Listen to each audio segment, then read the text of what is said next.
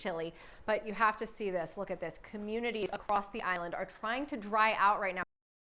Storm in Island Park, a lot of the village was underwater from storm surge, causing all sorts of problems. Today, News 12's Andrew Anger is taking you to some of those spots, trying to repair that damage when really you should be out enjoying the holiday. So, Andrew, how's it looking right there right now?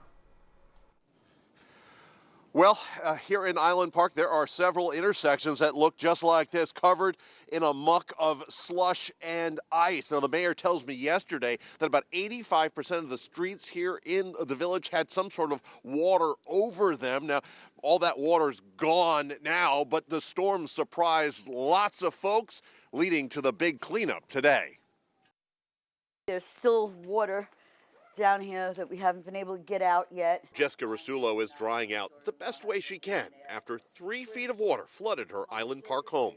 It was so bad yesterday that we had to speak to her on the phone from down the block. So you're stuck in the house right now? Yes, we are. The excess rainwater combined with a new moon high tide plus winds pushing water in from the bay led to the flooding here and in many parts of the South Shore. Last night she says she had power but no heat. Only a borrowed space heater to stay warm. The boiler, she says, needs a new part that won't come in until next week. I didn't want to leave the house. I just felt uncomfortable leaving. And I know if my husband was alive, he wouldn't have left the house either. Jessica's husband passed away a few years ago after they survived Superstorm Sandy together. She says aside from all the items in the lower level of the house, she and her family also lost 3 cars because the floodwaters were not expected. We knew Sandy was coming. We moved to higher ground. We all need new cars here. Today, her neighborhood is covered in a slush of ice and snow, the remnants of water that did not recede.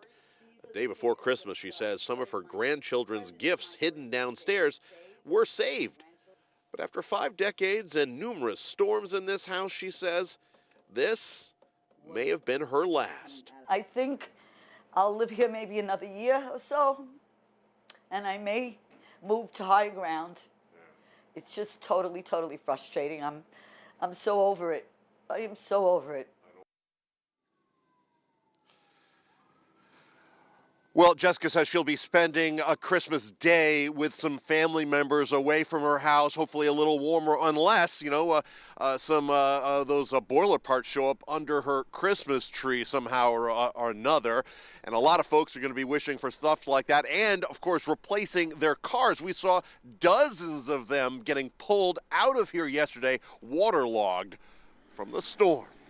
We're in Island Park. Andrew Inger, News 12, Long Island.